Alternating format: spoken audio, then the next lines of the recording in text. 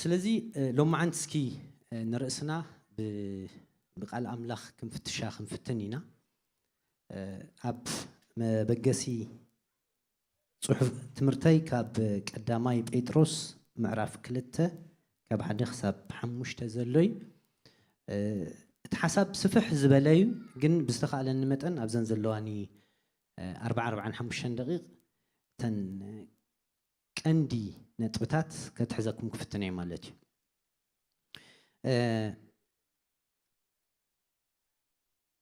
ኣርእስተይ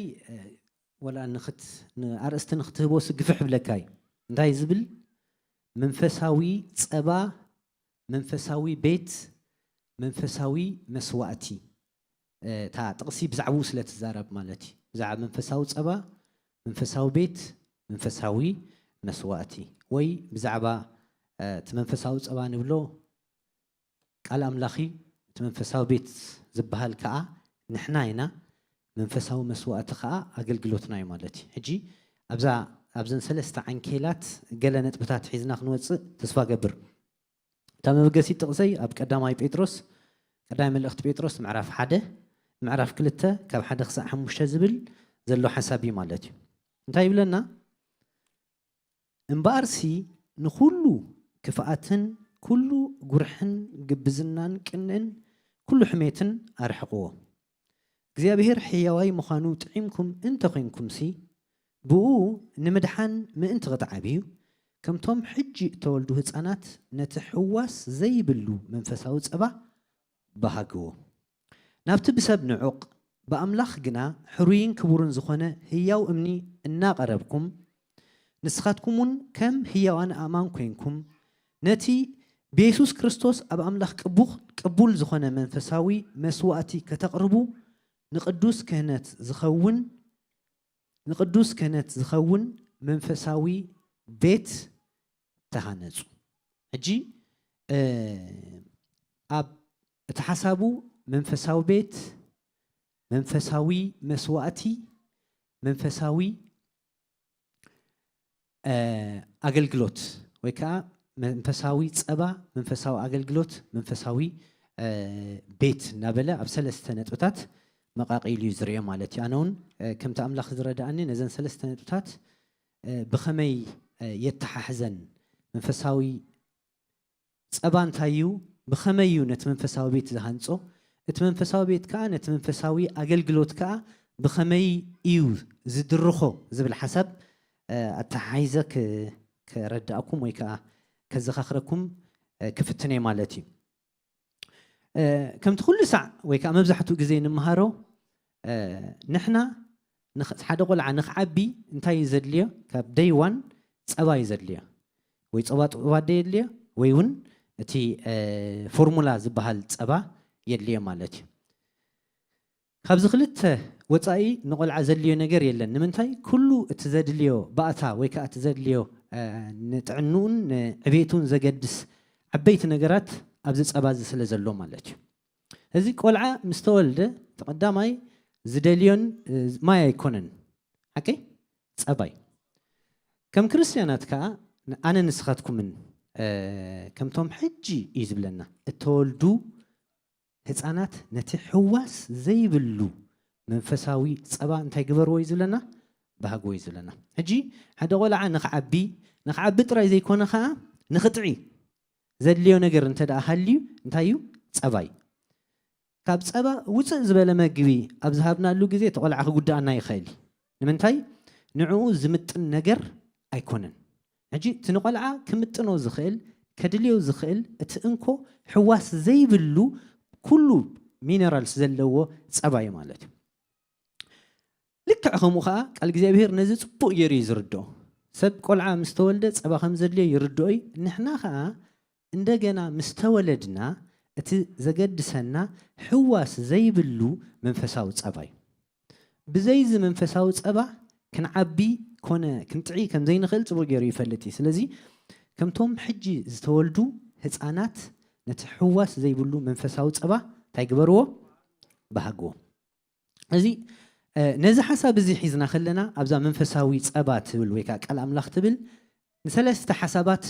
زتقالل كوين يسمعني أبزا كلاي بيتروس سوري قدام بيتروس معرف كلتا خاب حدا خسع 4 تزلو ثلاثة حسابي أبزا منفسها وصابا زتقالل حدا أرحقوه زبل نتب تزاريبو له كالاي كتعابيو زبل نتب تزاريبو له ثالثاي كا إنا قربكم زبل نتب تزاريبو له إذن ثلاثة نتبتات انتاينا خنرحق بخمينا خنرحقو بخمينا خنعبي معباي ترى يكون قال እግዚአብሔር نعين نعختكم من أبزانات مزيا معباي ترى زي كونه سب نعبي كم كريستياناس نعبنا نخيد لنا كنبل النخيل بذا حدا ما قد خا النار حقنا يو كنكيد زلنا نجر كا خم زلو خا صبو جيرو نجيرنا له مالك ثالثاي كا نعبنا ترى زي كونه نخيد كا إن قربنا يو نخيد نجر كا كهلو خا قداسي أبدا منفساوي صباينا نزارب زلنا هذه دقنا خلاي مسبب كلكم كردا كصبو جيرو كرداكم انتي زبل انبار نخلو كفاءتن كل جرحن جبزنا كنن كل حميتن أرحقوه እግዚአብሔር ሕያው مخانو تعيمكم انت خينكم بو مدحن منت كتعبي أرحقوه كتعبي كمتم حجي تولدو هسانات نتحواس زي يقولوا منفساو صبا بهاجو نابتي بسبب نعق بأملاخ جنا حروين كبورن زخانة هياو امنخا انتي ندا جبركم إنا قربكم لذا ثلاث نتفتات أبزختر الدولي دسبلني نقربكم نرحقكم كتعبي زبل نتفتات مالتي إذا حدا كريستيان إذا هياو زخانة منفساو صبا كمجب أبز جمر له أوان تا حدا كجبرو ويكا كريو زخل كاركتر انتي انتدعيلنا كابهيوتو كرحقو زقبقو نجرات ينقرو له مالتي نابيا بيلوخ أقرب كم زلو خا ينقرو له مالتي حجي فيزيكالي ويكا خمز عبي أبقى أقرات أفريقيا ويكا أساسي عالمسي زي واحدنا مينرالز حمام الله حكيدو نفسهم كندق لي زخون جن ويكبدوم زوات ويرسم زجاجفة واحدنا مينرالز مالتي جنتايو عبيهم كتب له ما يتخيلني خان نمنتاي واحدنا يقال نجر زعبي يمثل جن قولوا لهم زلهم جن أب هيوتهم ويكا أب أكلاتهم تريهم مالت لازم معباي كنبل كلنا زتمت أنا منفسها ومعباي كنبل كلنا كبهيوتنا كرحقو زقبهم نجرات كتعبي قبل كله حدا زعبي يسب كريو ماتشوريتي ويكا أب هيوتو كرأيو زلهم نجرات النار أي كعب خلوينا نزارب زلنا حجز منفساو صبا حواس زي يقولوا منفساو صبا إننا تمجبنا أبز نخدلو أوان انتي كرحق أبيوتنا يجمر تا أبتقص حدا زلا كله كفاءتن كله جرحن جبزنان كأن حميتن كأبيوتنا انتي ناجبر خيد يجمر النار حقه خيد إذن ملكت نايتي نايف حق منفساو صبا حواس زي يقولوا منفساو صبا نايم مجبنا ملكتي مالتي كاو حلي فوخا نابي نقربي زخيد انت دايلنا ناب كريستوس نامن نقربكم يزبلنا ناب املاخ حقيدو نقربكم ناون تفلطوا ليكم ناب املاخ زقرب نقرب زخيد سب هيوتو نمني عند مساله تخيد نعو نودو نيسوس كريستوس ارآ نا يسوس الناس عبه يزخيد مالتي لذي تقدماي نتمنتاينا كنرحقون كنا عبيلون كنت أفقون زقبأنا نجر أبز منفساو صبا include سب إذا منفساو صبا أبسط صبح كل جزء كبهجون كدليون كمجبون أنت دعزي جميرو إذا ثلاثة نبلو زلنا نتبتات أبيوتو كنريئو ويكنرهبو أين خلنينا مالي إذا سب إذا ثلاثة نتبتات أبيوتو كنريئن ويكنرخبن أنت دع جميرنا انتي كتردع تخيل مالتي السبز نايف حكي نتحواس زي بلو منفساو صبا إنها تمجبه يخيد اللغ نبل نخلينا سب كابز حواس زي بلو منفساو صبا كي تماقله كابز نجرزن تخجبر كرحق أي كألني مالتي نمنتاي انت دايلنا قال እግዚአብሔር ناي هيوتنان ناي معباينان منشيو التحساسبانا ناي مقيار قال እግዚአብሔር كم وصلنا قال ناي እግዚአብሔር التحساسبانا قدم حجين ذكرته خوينا تايز بالحساب رئينا نيرنا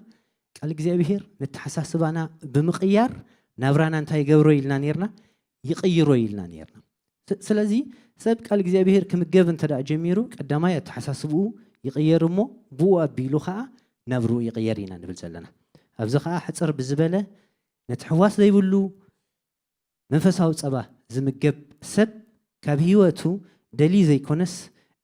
ሳብስቲቱት ዝገብሮ ነገር ኣሎ ማለት እዩ ጉርሒ ቅንኢ ሻራ ሕሜት ብምንታይ ሳብስቲቱት ይኸውን ብፍረ መንፈስ ቅዱስ ኣብ ህይወቱ ሳብስቲቱት ይገብር ለዚ ብምንታይ ና ፍረ መንፈስ ቅዱስ ኣብ ህይወትና ሳብስቲቱት ዝገብር ንቃል እግዚኣብሔር ኣብ ልብና ምስ ኣንበብና መንፈስ ቅዱስ ከዓ ነቲ ኣብ ልብና ዝተዘርአ ቃል እግዚኣብሔር ህያው ንክኸውን እንታይ ገብረና ይኽእለና ማለት እዩ ዘይተዘርአ ኣብ ህይወትና ዘይተዘርአ ነገር በቂሉ ክፈሪ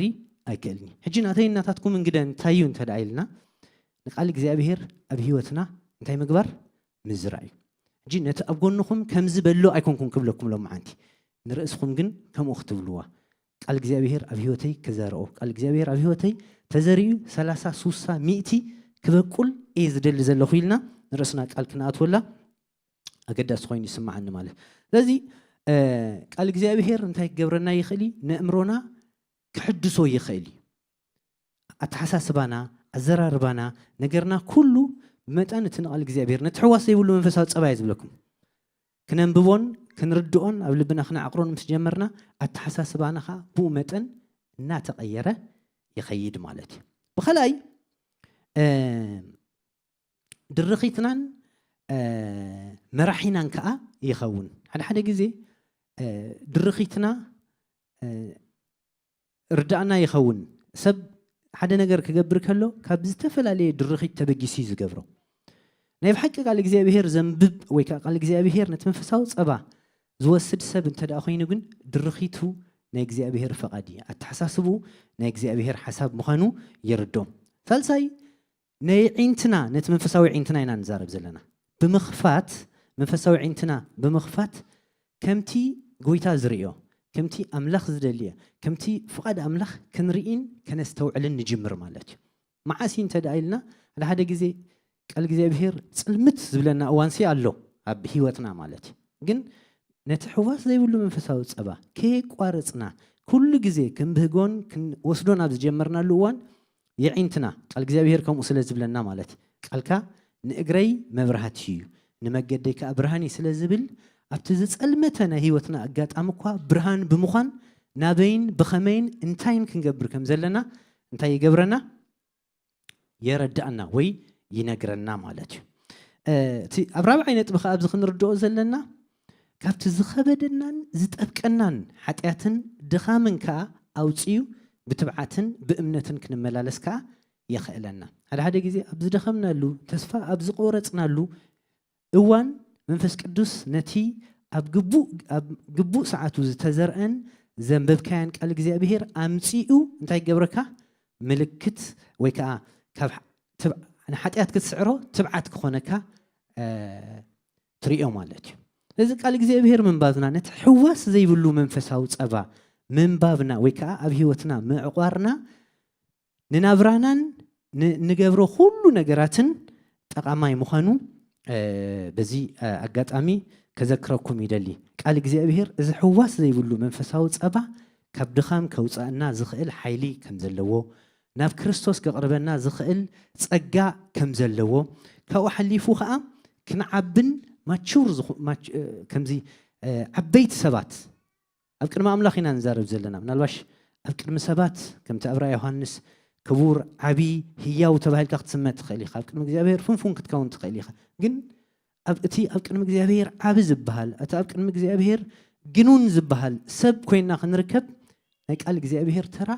ወሳኒ ተራ እዩ ስለዚ ንቃል እግዚኣብሔር ምንባብ ኣብ ልብና ምዕቋር ወሳኒ ነገር እዩ ማለት እዩ ሕጂ እዚ መንፈሳዊ ፀባ ኣብ ህይወትናን ኣብ ድርኺት ናይ ኣገልግሎትናን ወሳኒ እዩ ሕጂ ኣብቲ ዳሕራይ ክነኣስሮ ከለና ነዚ ሕጂ ንዛረቦ ዘለና ኦኬ ድኻምና ኣበይ ከም ዘለና ክርዳእና ኢለ ይሓስብ ማለት እዩ እቲ ካልኣይ ኣብዚ ፅሑፍ እዚ ገሊፅዎ ዘሎ ነጥቢ እዚ ቀዳማይ መንፈሳዊ ፀባ ኢልና ኣለና which is ቃል ኣምላኽ እቲ ካልኣይ ከዓ መንፈሳዊ ቤት መን እዩ ተዳኢልና قال እግዚአብሔር ክነግረና ከሎ ኣነን ንስኻትኩም ኢና መንፈሳዊ ቤት ማለት ኣነ መንፈሳዊ ቤቴ قال እግዚአብሔር ከምኡ ስለ ዝብለና ማለት ኣነ ንስኻትኩም ኢና እዛ መንፈሳዊት ቤት ክትህነጽ እዩ قال እግዚአብሔር በዛ አጋጣሚ እዚ መንፈሳዊ ጸባ ነይናዩ ኣፍደገ ዝኸፍተሉ መስለኩም እዛ መንፈሳዊት ቤት ኣነ ንስኻትኩምን ክንህነጽ ህያዋን ከም ህያዋን ኣእማን ኮይንኩም ዝብለና ዘሎ እዚ ቃል እግዚአብሔር ንዓይን ንዓኻትኩምን ህያዋን ኣእማን ገይሩ ክንህነጽ ይዘኽእለና ማለት እዩ እዚ ታጥቕስ እንታይ ትብል ንስኻትኩም ከም ህያዋን ኣእማን ኮይንኩም ትብል ናብቲ بسب نعوق بأملاخ جنا حروين كورن زخانة هيا وأمني النقربكم نسختكمون كم هيا وأنا أمان كينكم نتي بيسوس كريستوس أب أملاخ قبول زخانة منفساوي مسواتي كتقربوا هجي منفساوي أب أملاخ قبول زخانة مسواتي منفساوي مسواتي نزارب زلنا كان قرب انت داخينا انت يدلي زبلنا زلو بز أب حفزي هي وان أمان كوينا هي وزخونة منفساو بيت كنسرح علنا سب منفساو الرسو منفساو بيت هي وأمن خيكونا قبول أب أملاخ بيسوس كريستوس قبول زخونة مسوات تقرب كم زي كألي قال جزابي هرز نقرنا هذي تقدموا ينتهي لنا منفساوي سبا زين انتهي متس منفساوي بيت يزمت هجي منفساو بيت تهيا وزخونة منفساو بيت انت دعت سريحة زهيا وزخنا منفساوي وين احنا امود هانتين انظر منفساوي بيت كنبل كلنا قال كاين صبه بزعبا خدكم من يزارب زلو بزعبا اتوم غويتا بدمو زعدقوم قدوسان سبات يزارب زلو اجي كنسختكم كم هيان امان كينكم نقدوس كهنت زخون منفساوي بيت تهانص اجي قدوس كهنت مسواتي زسوؤو سب بيك مسواتي زسوء سب كوينا كنقرب انت كنقبر نغرنا زلو مجمريا نرسنا كنهنص زي تهانص زي تسرح سب كسرحن مسواتي قربن سلا زي كل مالتي هذا خلت تقسي كم ببلكومو بو ابيلنا نتحسبنا خنرينا كدا يقرنطوس 13 شي كلنا خم نفلطو نحنا انتي كم مخنا يزنقرنا 13 شدشن كلا يقرنطوس شدشن كنا انت دارينا نحنا بيت مقدس تيو املاخ مخنا منفس املاخ اباناخا حديرو مهلاو يزنقرنا حكي نحنا اتا بيت اذا منفساو بيت نبلو زلنا انن نسختكم مننا خباين كباختكم من زحلفه كل منفساو بيت يلن اذا بزعبا منفساو بيت مهنات كزارب كله زعباين زعبا خدكم مني زارب مهلاو كردعنا قداس خوين يسمعنا ماله لذي منفساو بيت انا نسختكم من انت دا خويننا اتقند نجر انت خنقبر يزلنا كنهنت قدمي منفساو مسوات مقرابنا انا نسختكم من تاي مغبار كلينا كنهنت كنسرح كلينا مالت اب حقي معرف حد تقص شمون تخيلنا انت دارينا كيدنا حقي معرف حدا تغشم وانت مزحتنا نفلت حنتي حدا صحف له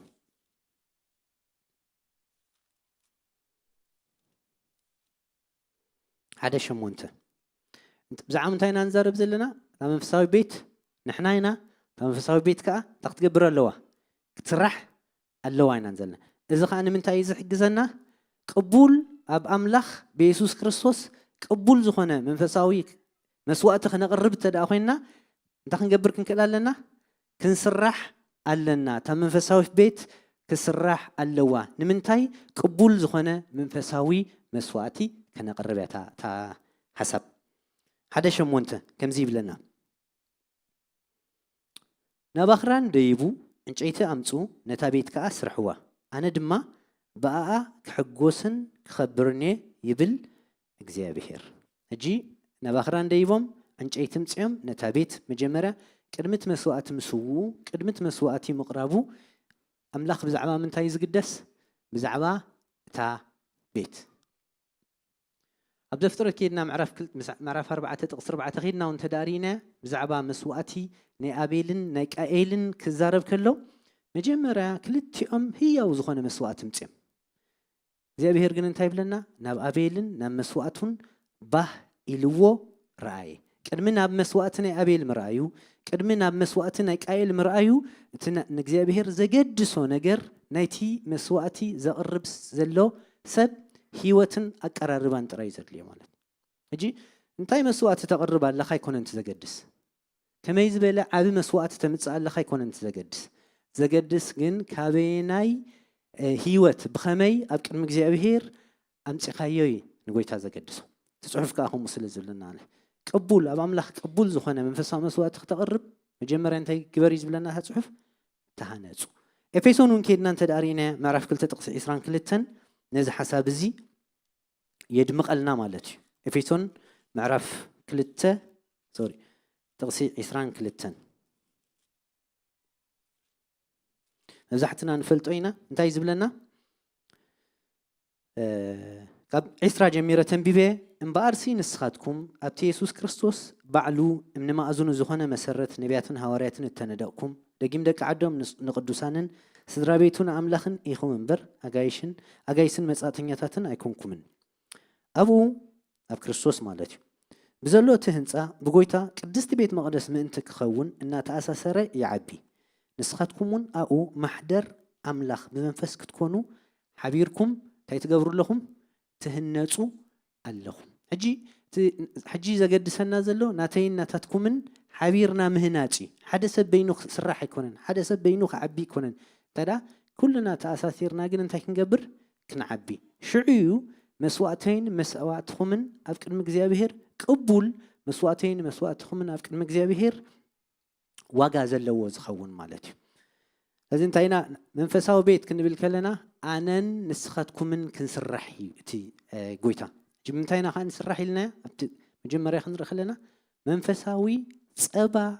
لمنفساو بيت والثاني إذا منفساو صبا نزم منفساو سب وكاز منفس قال እግዚአብሔር نزم منفساو سب أقداسي بزي منفساو صبا بزي إزي قال እግዚአብሔር إذا بيت زيئة كتسرح أي تخيلنا نمنتاي نجزيابير فقد نجزيابير حسب أوصل زلو أب إفيسون معرف سلسته تقص 10 شوعته أب رومي شمون 10 تا بيسوس كريستوس تبل حسب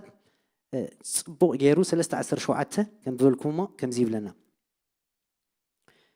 كريستوس أب لبهم بأمنة من تحدر أبصر فقري سور سديدكمن تسريتكمن يسوس من أبي من تحدر قبل بخم أبتقى عن توين تايلنا لنا نتبي يسوس كريستوس أب أملاخ قبول زخنا مسواتي هجي يسوس قبل بنا أنت أهلي أب أملاخ قبول زخنا مسواتي تقرب نتبي يسوس كريستوس أب أملاخ صبق زخنا مسواتي تقرب نخلينا يسوس قبل بنا أنت زي تسائلو نسب جلاتهم كميلو أتم عايز سب جلاتها قدم يسوس أبعينتهم كم سقول تسائلوا نبر حجي أنا حق خيت إزازوا من عزمه أقول وانجن أتي أبلبهم مستسقلة أبعينتهم مستسقلة كهاسس كلونري زن نبرهم كأبو مجد ذي أنت عايز بلزلو أب 10 شوعته كريستوس أبلبهم ما أنتي حدر الفقري سور سديدكم من تسريتكم من دابلا يزارب حجي يسوس أبلبو استسقلة زحدر رسب أب أملاخ قبول زخانة مسواتي كقرر لبيخل يسوس كأبلبو كهلو زغل أيناي سبين تدعيلنا أتي مسكال እግዚአብሔር قبو جزي زلوه أتي نتحواس زي بقولوا منفساو صبا كل ساعة انتي زقبر زنبون زمرامرون سبي رومي خان نزيئة رومي معرف شمون تتغسي عسرتخا نزي زقلحو يمثلني ويكا نزي أتصبيغو زبرهلنا حساب يمثلني بزعبا رومي شمون تعسرته كريستوس أبخاتكم أنت أليوجنا كريستوس أبخاتكم أنت أليوجنا اتسقى بسري حتيات موت إيو اتمنفس جنا سلات صدقي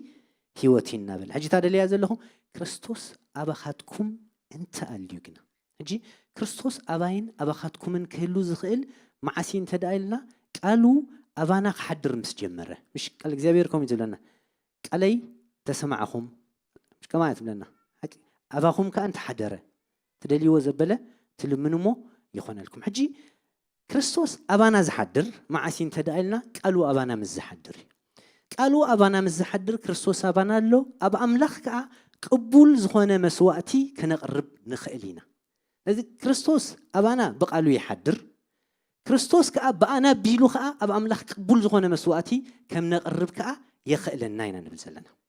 እዚ ናተይነታትኩምን አገልግሎት ቅቡል ክኸውን ተደኣ ኮይኑ ዘገድስ ነገር ክርስቶስ አባይ ክህሉ ክርስቶስ በቃሉ አባይ ክሐድር ክርስቶስ በቃሉ አባይ ክግለጽ በቃሉ አቢሉ ከዓ እንታይ ገብር አብ አምላኽ ቅቡል ዝኾነ መስዋዕቲ ነቅርብ ማለት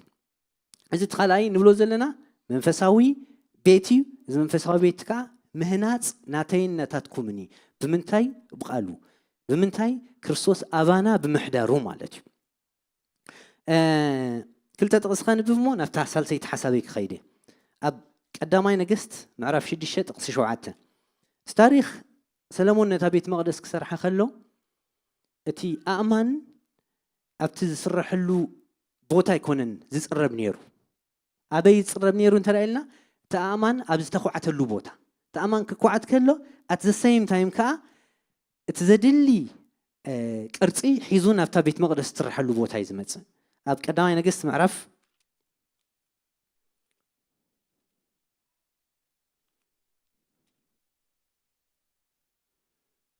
ቀዳማይ ነገሥት ምዕራፍ 6 ጥቕሲ 7 ኦኬ እቲ ታሪክ ገዲፈ ነታ ጥቕሲ 7 ጥራይ ከንብበ እታ ቤት ክትስራሕ ከላ ከዓ ኣብቲ እተኳዓተላ ቦታ ብእተዳለወ ኣእማን ተሰርሐት እሞ ክትስራሕ ከላ ሞደሻ ኮነ ምሳር ኮነ ወይ ዝኾነ ኣቕሓ ሓፂን ኣብታ ቤት ኣይተሰምዐን ሕጂ ከይተፀርበ እቲ ኣእማን እንተዝመፅእ እሞ ሕሰቦ ኣብታ ሕጂ እንታይ ምተሰምዐ ነይሩ መስለኩም እታ ቤት መቅደስ ክትስራሕ ከላ እቲ ሓደ በቲ ጭልጭል እቲ ሓደ በቲ ክቆርፂ እጂ ድምፂ ይህሉ ማለት እዩ ከዓ ከምኡ ከዓ ኣብ ማእኸልና ሰብ ተሰሪሑ እንተደኣ መፅዩ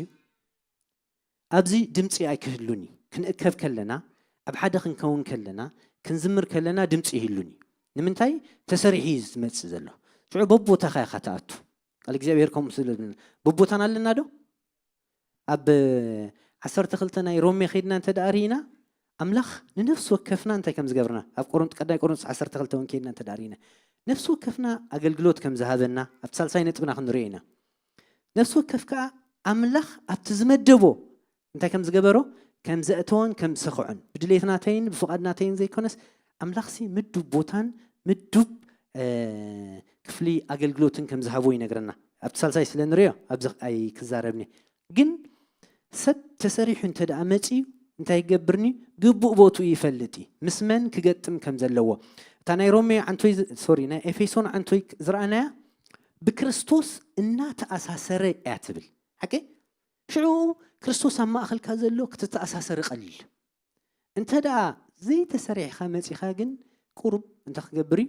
ናብ ጋዕ ገልጠምን ድምፂ መዶሻን ድምፂ ምሳርን ኣብ ማእኸልና ክስማዕ ብግዲ ማለት እዩ ለዚ እሱ ምእንቲ ከይከውን ኣብቲ ዝተኳዓተሉ ቦታ እንታይ ክንገብር ኣገዳሲ ተሰሪሕና ወይ ከዓ ተሃኒፅና ክንመፅእ ኣገዳሲ እዚ ናይ ቃል እግዚኣብሔር ግደ እንታይ እዩ ክርስቶስ ኣብ ልብና ከም ዝሰኣል ክርስቶስ ኣብ ልብና ከም ዝህሉ ይገብር እሞ ብክርስቶስ ኣቢልና ከዓ ኣብ ኣምላኽ ቅቡል ዝኾነ መንፈሳዊ መስዋዕቲ ክነቕርብ የኽእለና ማለት ናብ ሳልሳይ ነጥበይ ክሰግረ ቀዳማይ መንፈሳዊ ፀባ ኢልና ያለና ካልኣይ መንፈሳዊ ቤት ኢልና ያለና እቲ ሳልሳይ ከዓ መንፈሳዊ መስዋዕቲ ንሱ ከዓ ኣገልግሎትና እዩ ብኢየሱስ ክርስቶስ ቅቡል ዝኾነ መስዋዕቲ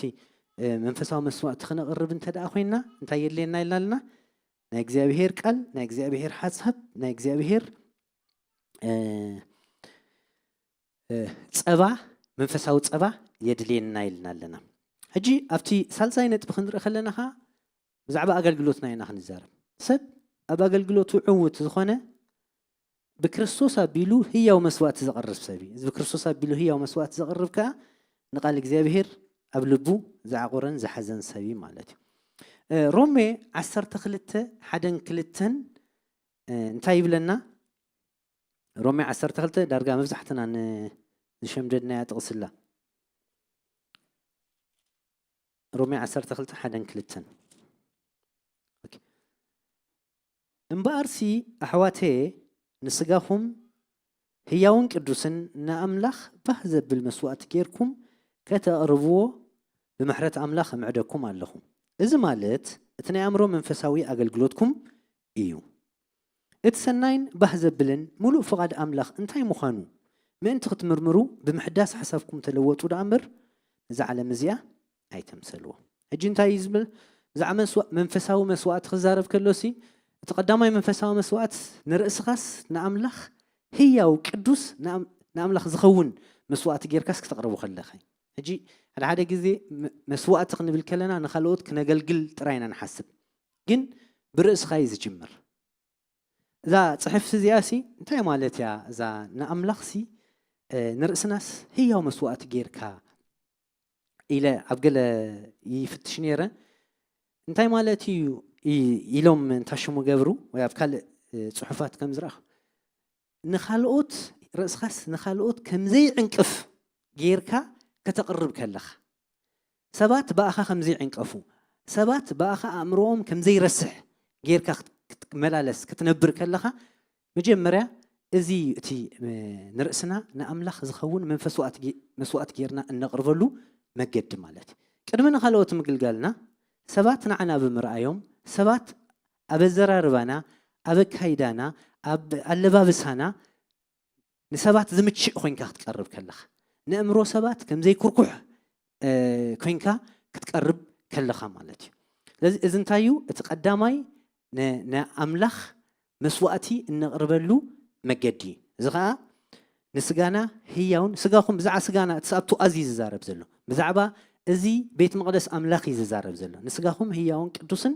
ንኣምላኽ ባህ ዘብል መስዋዕቲ ክብል ከሎ እዚ ስጋ እዚ ዋጋ ዝተኸፍሎ ስጋ ብዛዕባ ስጋ እዩ ዝዛረብ ዘሎ።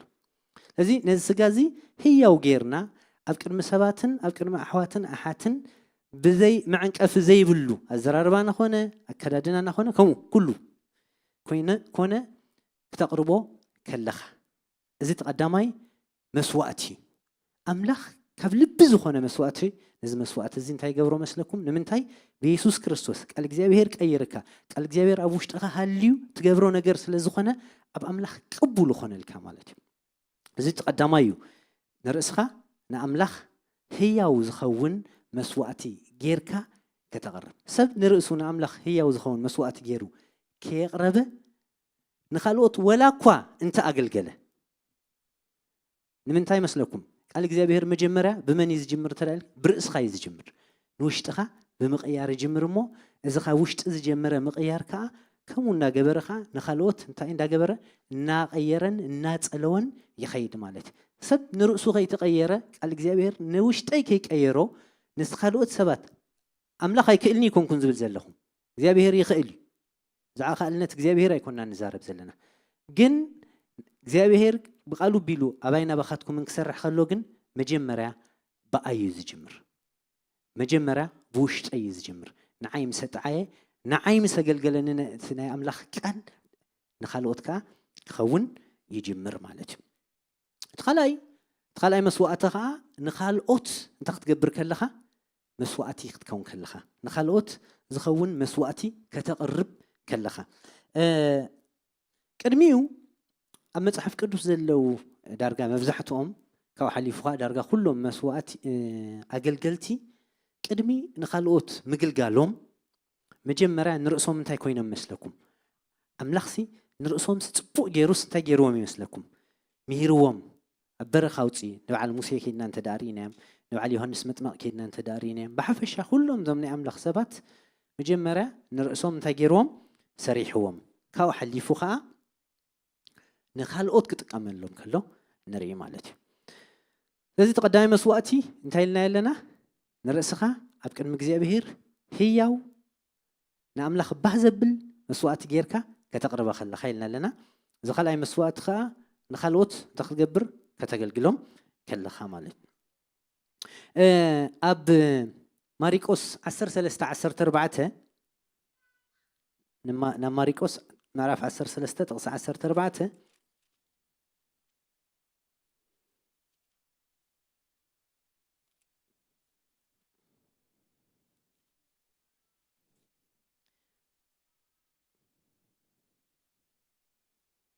اوكي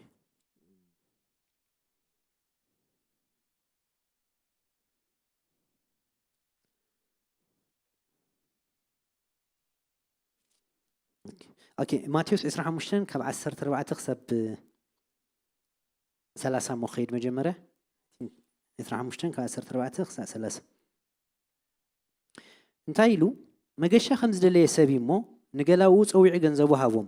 نفس كفوم ككم عقموم نحد حموش مكليت نخلاي كلته نتسلساي حدا هيبوم قشه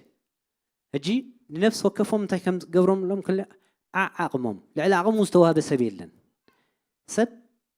املاخنا اقلقلوت كتصوع خلو كقلقل املاخ كده اللي خلو لعل عقمو حلف عقمو استتصوع سب كما اخلنا يلن بيت عقمنا املاخ لنفس وكف بتذهبو مسفر صقع كم تزتوهبو يخحتو جن نوال حدا سب جن بزي عيو بزي سرح جن زتوهب زترف سب كم زي لجن بزا قاطعم زي تذكركم فتو ولا حدا خما اخلنا ولا حدا سب بدمو كاب زدحنه بزي عيو كخون قال እግዚአብሔር አይደልኒ አይቀበሎኒ ኻ كل سب جن بعيو ወይ كان عيو يتصويعو بزي عيو خون زتصوع سب يلن جن تعيو نحدا حموشته مكليت سلازتوهبه نخل سب حموشته مكليت توهيو مالت جن ايكونن نحدا 10 سلازتوهبه تحدا خا 10 كتصبلو مالت كايكونن تدا املاخ كم تذهبوا الእግዚአብሔር ككم عقموم تجيروم هيبوم قشه زقشه سبكا حنت معلت مصيخا انت خغبرومي كتصباصبي حقي اسكا نرسخم سي املاخ كتصباصبني لكم حسبوا كتصباصبناي انتي غيرنا بركه املاخ كفيل لنا طرا يكونن هذا غزي نصا وصي نصا ينبلينا نو نصا وصيناينا ግን ከአ ተሐታትነት ከአለና ነጽነጻነትካ በከመይ ተጠቂምካሉ ነጻ ስለዚህ ወጻኻስ ፋሉሊኻ ማለት ግን አይኮነን አብዝናትና አንኬል ዝረአ ዘሎ ግን ነጻ ስለዚህ ወጻና ግን ፋሉሊና ኢልናይና ንርስና ኢሚና አልግዚአብሔር ከም ይኮነን ዝነግረና ነጻ ወጪና ማለት ፋሉሊና ከም ድሌትናይና አይስምዕኒ እንታይ ዳ አልግዚአብሔር እንታይ ዝብለና አቱም ኩልኩም ትጽዕሩ ጾር ዝኸበደኩም አነ ክዕርፈኩም ናባይ ንዑ ምስበለ ድሕሪ ዘሎ ጥቅሲ አው አይንወዳ አየተ ጥቅሲ حقي አው እንተ ደወዲና በቃ ነጻይና ነጻ ወጪ حራ ወጪ ተባሪኸ ጥራይልናና ናባይ ንዑ ካባይ ተማሃሩ ጾረይ ጾሩ ካባይ ተማሃሩ ነፍስኩም ከዓረፍቲ ክትረኽቡኹም እዚ ጾር እዚ ጾረይ ጾሩ ዝብለና ዘሎ ናይ ምንታይ ጾሪ እንተ ዳይልና ንዑኡ ናይ ምግልጋል ጾሪ ንሰባት ናይ ምግልጋል ጾሪ ካባይ ተማሃሩ ነፍስኩም ሰብ ዘይገልግል እንተ ዳ ኮይኑ ትጽሑፍኩም ስለዝብል በዛ ጥቅስ እዚያ መሰረት كعرف አይክልኒ ንምንታይ እቲ ናይ እግዚአብሔር ሙሉእ ፈቃድ አምላኽ ነፃ ወጪና ጥራይ ዘይኮነሲ ጾርና ሂብና ጥራይ ዘይኮነስ ጾሩ ካንተ ክንገብራለና ክንሽከም አለና ጾሩ ካንታዩ ንኻልኦት ምግልጋል ቃል እግዚአብሔር ጳውሎስ ከም ይሉ አይሁድን ንመንን ዕዳሎኒ ይሉ አነኻ ብርእሰይነቶም አብሮሜ ዘለውኻ ወንጌል ክሰብከሎም ተዳልየለኹ ይሉ ትዕድኡ ንኻልኦት ናይ ምግልጋል ዕዳ ምዃኑ كنقرنا خلو نري ماله لازم ناتينا هاتكم تزعبي عدانا نحد حدنا مقلقل نحد حدنا متصور نحد حدنا صورنا مسخخام انت زي كوينو كالعدا خلونا يقبوني قال እግዚአብሔር ከም ስለዝብለና ማለት እዚ መንፈሳዊ መስዋዕት ግን ካበይ ክብገስ አለው ናተይና ታትኩምን ምግልጋል ናተይና ናታትኩምን ጾር ምጽዋርን ናተይና ታትኩምን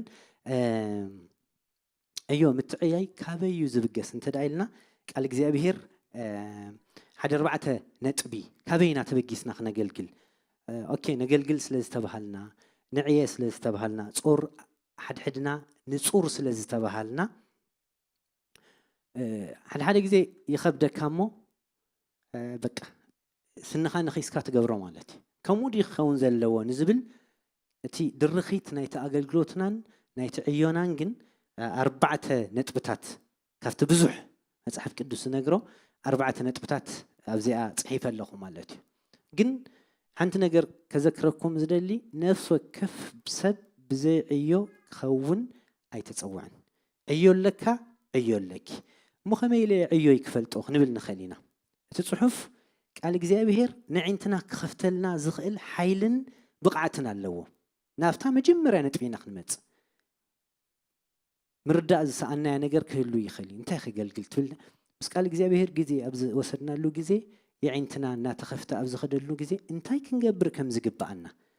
ኣነፂርና ንፈልጥ ሕጂ እንታይ ክንገብር ዝጠፍአና ሰባት ክንህሉ ንኽእል ኢና እቲ ቀንዲ ነገር ግን እንታዩ ምስ ቃል እግዚአብሔር ግዜ ምሕላፍ ንሱይ መንፈሳዊ ጸባ ንሱይ ድርኺት ናይ ህይወትና ድርኺት ናይ ኣገልግሎትና ንሱይ ናይ ምቕያርና ሓይሊ ዘለዎ ማለት እዚ ተዓንቶ ዝብልኩኹም እንታይ ሰብ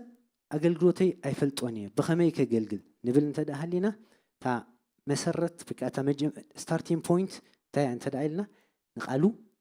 ናብ ቃሉ ናብቲ ሕዋስ ዘይብሉ መንፈሳዊ ጸባ መምላስ ንሱ ኣተሓሳስባናን ነገራትናን ክቕይር ዝኽእል ሓይሊ ኣለዎ እዚ ድርኺትና እንታይ ይኹን ዝብል ከም ነጥቢ 4 ነጥብታት ኣለዎ ቀዳማይ ኣብ ጴጥሮስ ኣብ ቀዳማይ ኣብ ወንጌል ዮሐንስ ምዕራፍ 21 ንስምዖን ጴጥሮስ ሓደ ሕቶ ሓቲትዎ ስምዖን ወዲ ዮና ካብዚኣቱ መብሊጽካ ዶ ተፍቅረኒ ከም ዝተባሃለ የስ ኢሉ እጂ በል ተፍቅረኒ ተኾንካ ዕያውተይ እንታይ ግበር ኣብልዕ ከምኡ እንዳበል ደጋጊሙ ምስ ሓተቶ ኣባጊዐይ ከዓ እንታይ ግበር ሓሉ ሕጂ ትድርኺት ናይ ኣገልግሎቱ እንታይ ዝነገሮ ዘሎ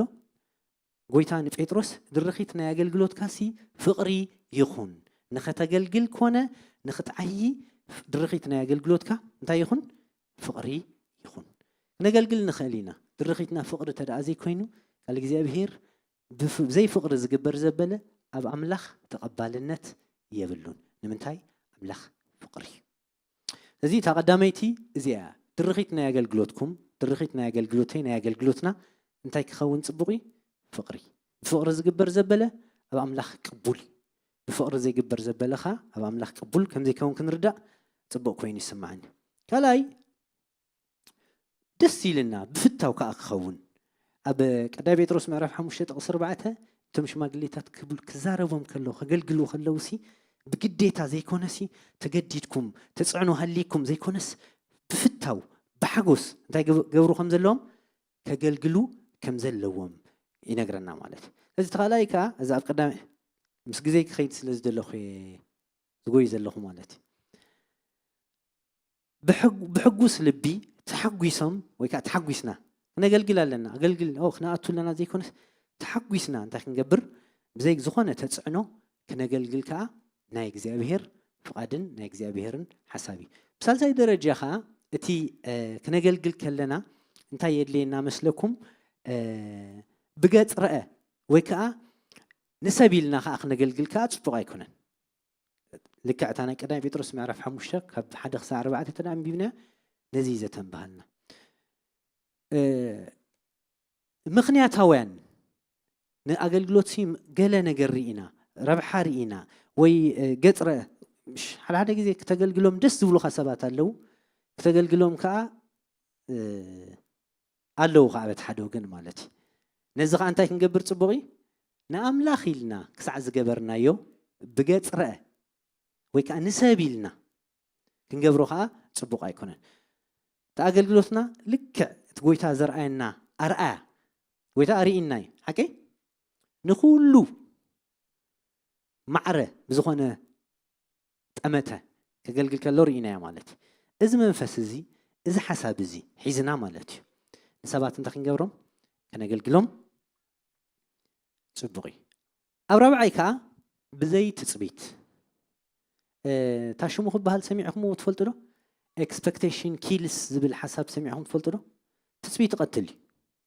እቲ ዝተጸበኻያ ነገር እንተደኣ ዘይኮይኑ ብጣዕሚ ኢኻ ትጉዳእ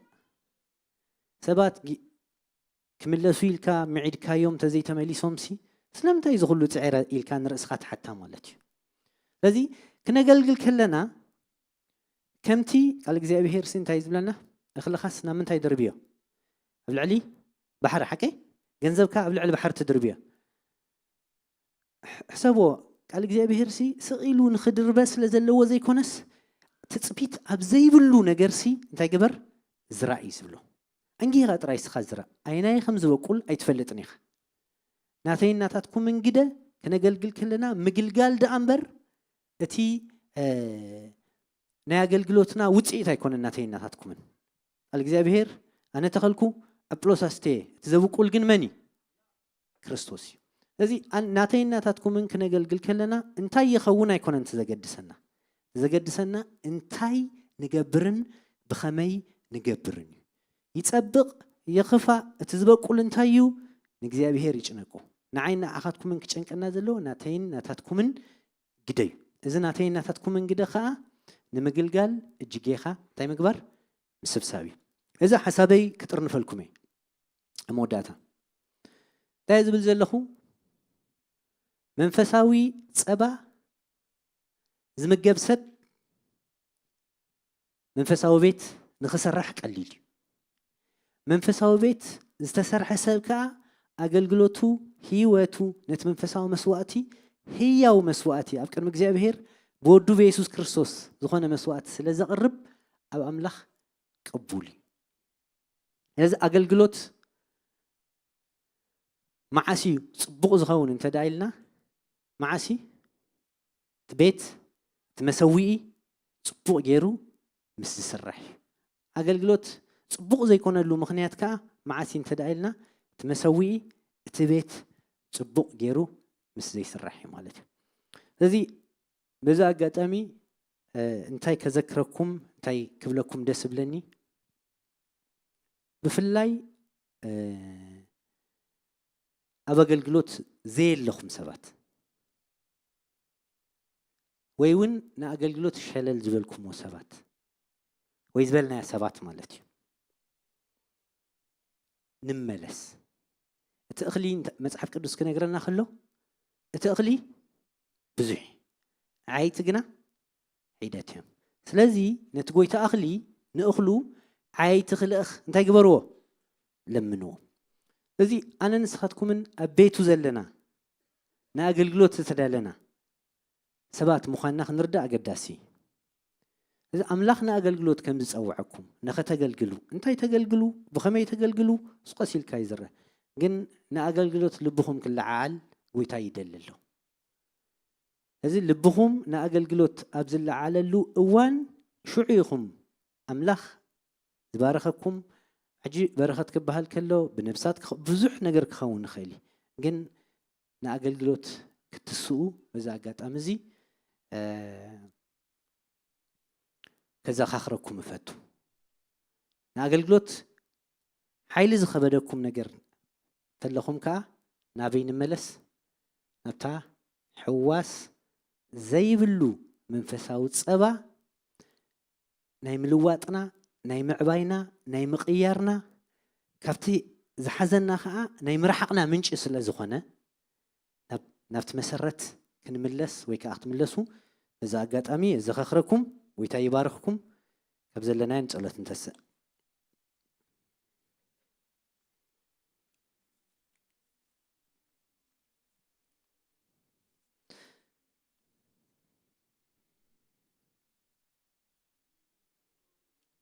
اسكي حنت دقيق كنصلينا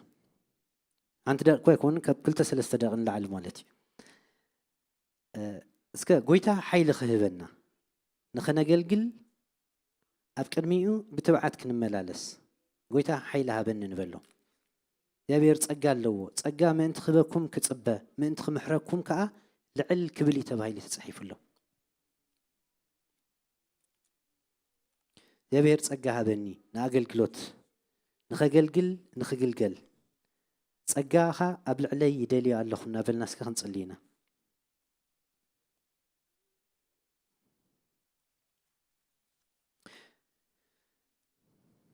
غويتانا مسكنك لنا سلا قالكا سلا حسابكا سلا فقادكا تمسكن يابير نسخه سلا زفتخا قالكا خنسمع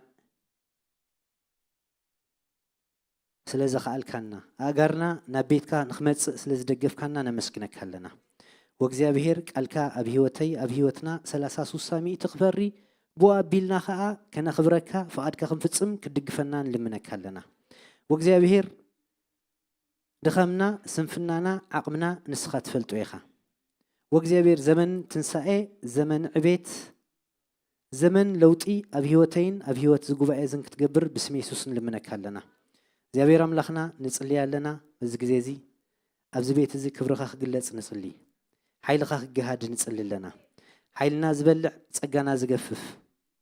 ندحريت كنت أمت أبدخام كنا برز جبرنا بودخا بيسوس كريستوسم كوانا اختار حقون لمنك هلنا وجزا بهير كم نسري أرحيقنا أما عدينا النري حيلنا أبتصبح زحدس كل ساعة نفقد كان نستوعل سبات كوينا خنركب كدقفنا لمنك هلنا زي بهير أبو كلهم زواجونا حيلتات بودخا بيسوس كريستوسم كوانا اختار حقون لمنك هلنا كبرز خاوسد بودخا بيسوس كريستوسم آمين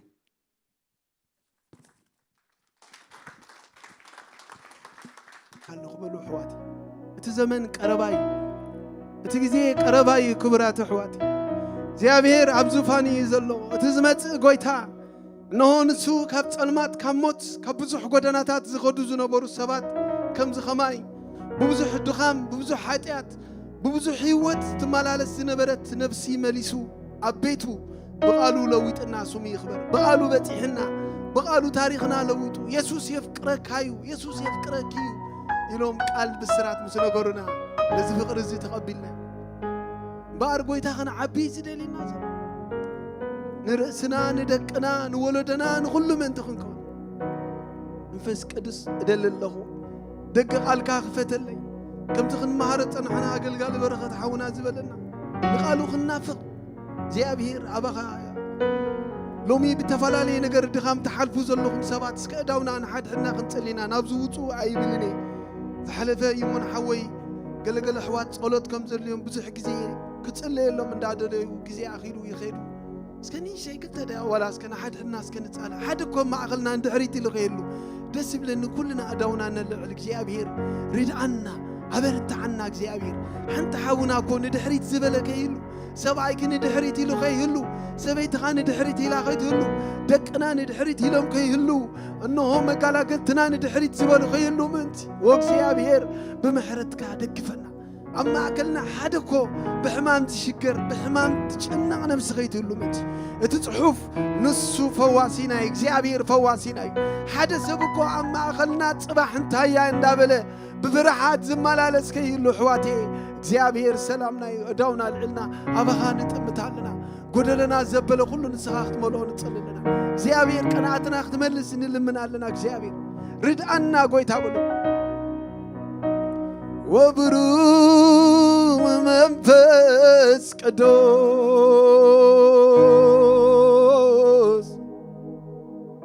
نقول له حلف منفس قدوس بلو منفس قدوس حلف زيابير بس ساعات زي بتفلالي حمام زي النقصب بس ساعات زي بتفلالي منفسه واتاكتيشن زي النقصب بس ساعات زي اغزابير املاخي غزيو زبل زبلنا يطلمات حيل زبله كله بقويتا بيسوس كريستوس منا سلطانن كسبر نصلنا حدو اغزابير املاخي حيطات نعشو زي عمل نبي كيف قلسي لومي نصللنا اغزابير غلبت حيطات زبله كسبر اغزابير سبات كفنفنو من تخلو منفس قدوس نلب قدسان كتبرتع نصللنا اغزابير نتوم كبسرو زغبهم وانجيل كسبكو زغبهم كتلقوم نصللنا بعلمهم نعوت عيلكا ختلقوم نصللنا اغزابير املاخي نزي طفا نفسات زملسو سبات اغزابير املاخي كتلعل نصللنا نشماغلتات بحيل ختتسوم نصللنا نغواسوت زبلو كلهم كتلعلهم نصللنا اغزابير منفس قدوس ردعنا قويتا تأكيبنا يزلنا نعاقنا ملخ نسمنا نباريخ زيابير املاخي لو مين بيت كامتينا لنا قال كاسميعي كان لخا زيابير أنا سايتقبكاني أنا سايتقبكاني أنا سايتقبكاني نبلو حواتي نحنا كلنا نعوينا ديني تقبو نتي يوزخنا بروخات حواتي هاي تتقبني هاي تتقب قرننا ملوسو قويتا هاي تتقبني هاي تتقبني أنا سايتقبكاني أنا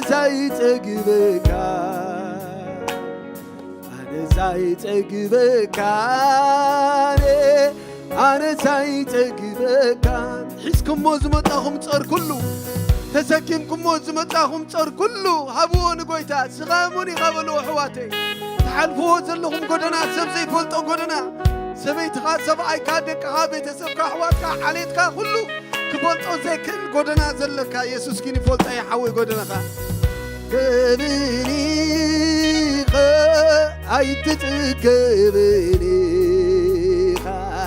أي تتقبني خا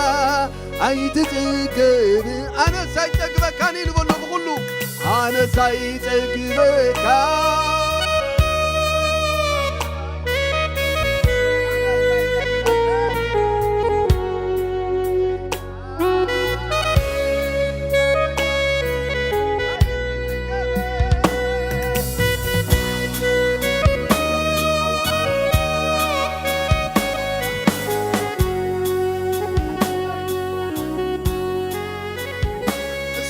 بزبله كله زفلت عملاخي سبني لك يزري እግዚአብሔር ግን አንውጪ ንዛኔ بمنفسك ملአን በሉ حواتي ملአን دጋግምካ ግልአን በሉ ملአን بمنفسك ملأني يا بوي منفس يملأكم أبتصبح صحفي هاللويا أنا زايتك بكاري أنا زايتك بكاري أنا زايتك بكاري أنا زايتك بكاري أيت تقبني تزارب وحواتي نيسوس نت مفقرينا نزارب ببروخاتي هاللويا بني أتانا يلبنا تفلت يسوس هاللويا حدوكا متصرين بلس أنا زايتك بكا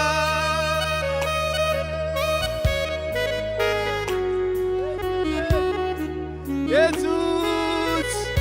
يسوس يسوس أنا زايتك بكاني أنا زايتك بكاني أنا زايتك بكاني أنا زايتك بكاني عيد تقبني راسو قادا ديانا ما جونا ما كدب ديالا ما كروسا ديانا ما توبسا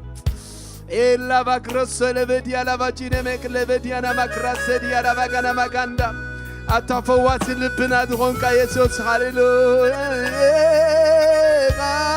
عيد تقبني عيد تقبني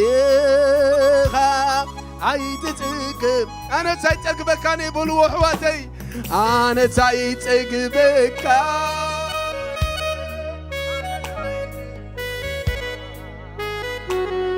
أنا سايتقبك أنا سايتقبك عيد تقبنا ولوسك عيد تقبني عيد تقبن عيد تقبن أبوي أبو أبوي نبخنا متنا تاكلنا دلنا أودرنا أوالدنا እግዚአብሔር መንፈስ ቅዱስ እስኻን ልብና ትፈልጥ ኢኻሞ እግዚአብሔር ነዚ ማሕበር ዝንስኻርዳ እግዚአብሔር ምኽርኻን ሓሳብካን ልብናን ሓሳብናን ይግዛ እግዚአብሔር ሃሌሉያ ግዝአኒ እስከበልዎ ግዝአኒ بمنفسك ግዝአኒ ደጋግምካ ግዝአኒ በሎ ክቡራተይ ግዝአኒ بمنفسك ግዝአኒ አቦ ግዝአኒ ደጋግምካ وبرو መንፈስ ቅዱስ ወብሩኽ መንፈስ ቅዱስ ወብሩኽ መንፈስ ቅዱስ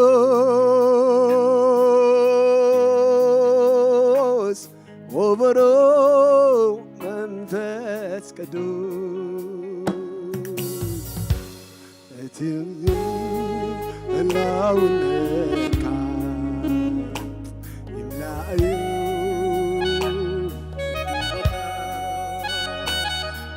ብሩኽ ህላውነት መንፈስ ቅዱስ ንፀዋዕ ኣሕዋተይ እሱይ ንልበይ ንልብኹምን ዘዕርፈና ኣሕዋተይ ሰብ እኮ ተኸዲኑ እንከለኹ ትሪኦ ከለኻ ኣይትፈልጦን ኢኻ ውሽጡ ኢየሱስ ግን ንልቢ ዘበለ ኩሉ ይፈልጥ እዩ ሃሌሉያ ንሱ ሰላምና እዩ ንሱ ዕረፍትና እዩ ክቡራት ኣሕዋተይ ሃሌሉያ ብጎይታ ደስ ይበለና ድኻም ብዙሕ ነገር ክህልወና ክእል እዩ ግን እግዚኣብሔር ኣብ ዙፋን ይጆኹም ብእግዚኣብሔር ተስፋ ኣይቁረፅን እዩ ኣብ እግዚኣብሔር ተስፋ ኣሎ ኣጆኹም ኣሕዋተይ እቲ ዝፀዋዓና እሙን እዩ ሃሌሉያ ክረድኣና ክድግፈና ምሳኒ ሃሌሉያ ሃሌሉያ ኣነ ሳይጠግበካኔ ኣነ ሳይጠግበካኔ ኣነ ሳይጠግበካኔ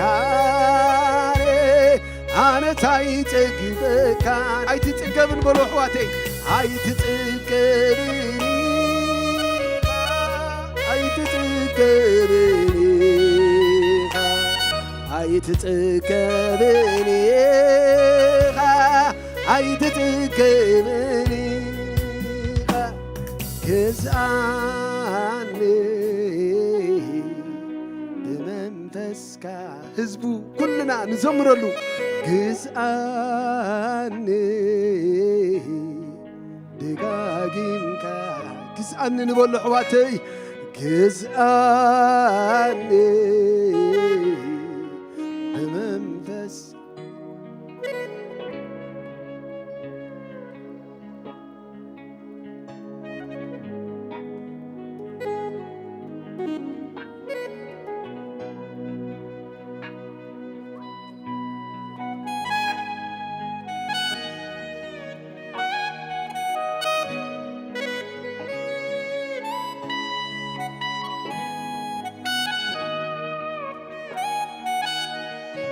ብምረት ዝተመልአ ልቢ እግዚኣብሔር ክፍውስ ኣብ ማእከልና እዩ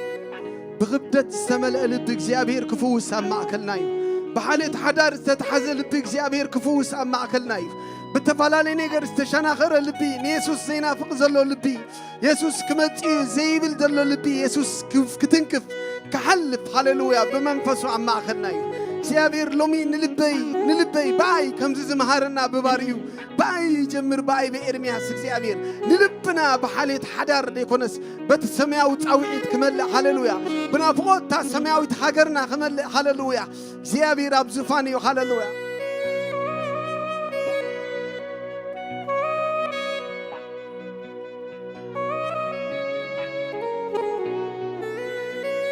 ጸውዕዎ ተዛርብዎ ልበይ ይበካልሁ ኢየሱስ በልዎ ሓሳበይ ይበካልሁ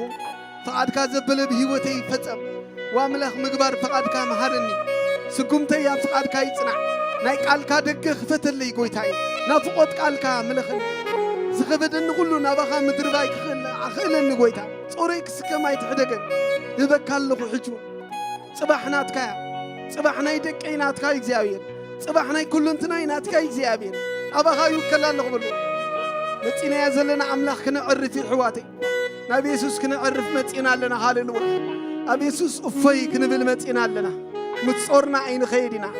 ከምታ ሳምራዊት ዝዓረፈ ሕዋተይ ከዕርፈና ጎይታ እሙን ከም ኢየሱስ ዝበለየለ ሃሌሉያ ከም ኢየሱስ ዝበለየለን ሃሌሉያ ኢየሱስ ንዝጠዓመኮ ወላ ጸበቡ ይሕጎስ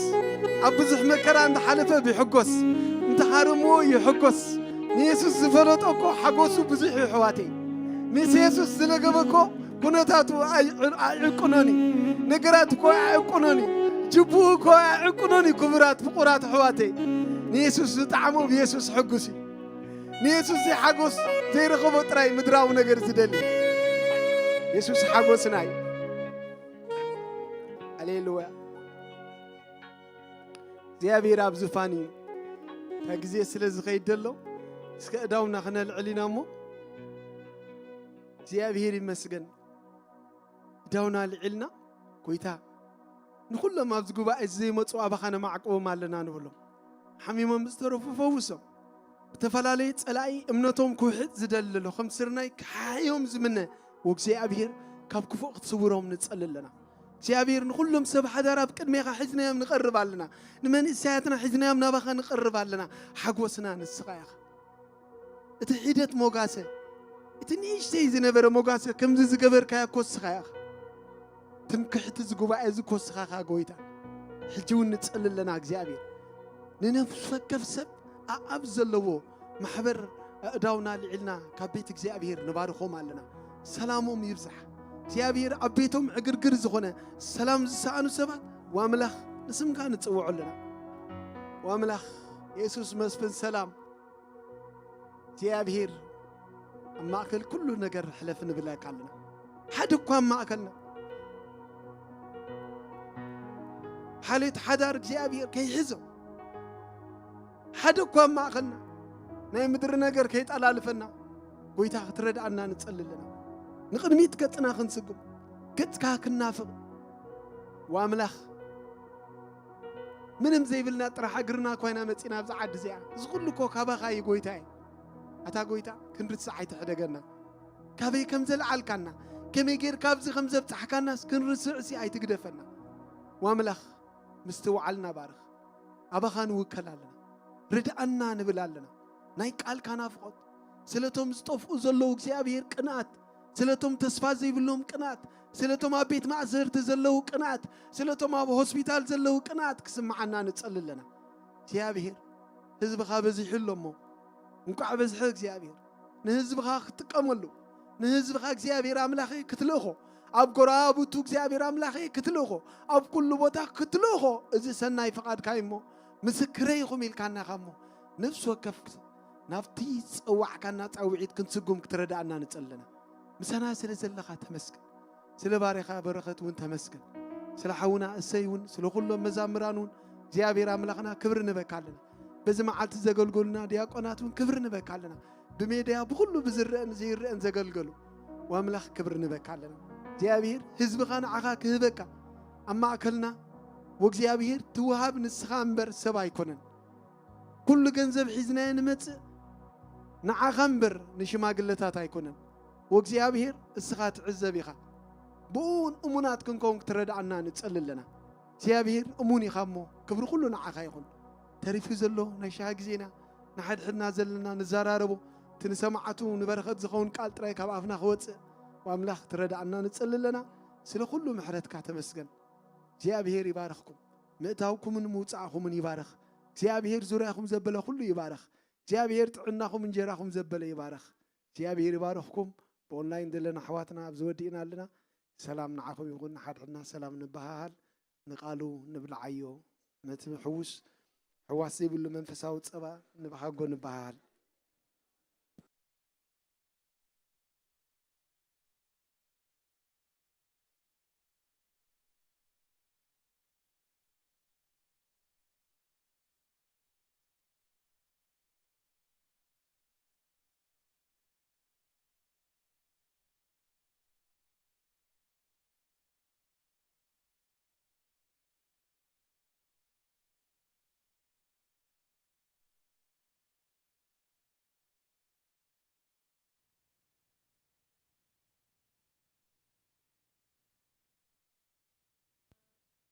ንእግዚአብሔር ምስጋናና ብፍሉይ ንህበሉ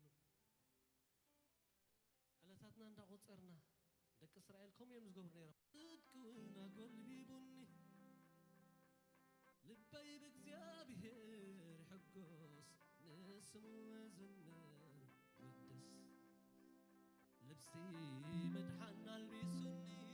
ብመርግፍ ጽድቅና ጎልቢቡኒ መይሉ ክጎድል ፈጣሪው ክልሃሎ ኣብ ህላውነትካ ኣትየመሊእ ትፍሪፈ ተፈጸመ ምስ በልካ እንተ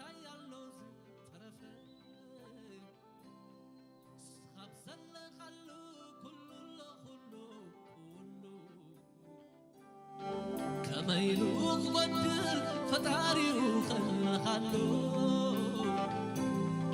ኣብ ህላውነትካ ኣትየለኒአ ተፍሪፈ ተፈፅም